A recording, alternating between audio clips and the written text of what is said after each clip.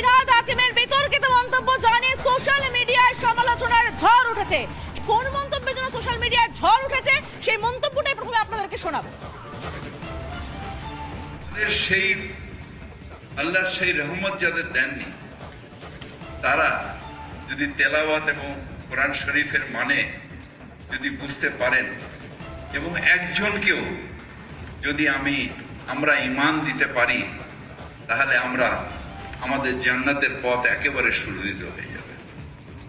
আমরা নিজেরা মুসলিম ঘরে জন্মেছি, মুসলমান ঘরে বড় হয়েছি, আমাদের নামাজ আদব কায়দা সব আমাদের বেশিরভাগই মানুষের জানা, কিন্তু যারা দুর্ভাগ্য নিয়ে জন্মেছে, যারা ইসলাম নিয়ে জন্মায়নি, তাদেরও দাওয়াতে ইসলাম অর্থাৎ ইসলামের দাওয়াত দিয়ে তাদের মধ্যে নিয়ত নিয়ে ঈমান নিয়ে আসলে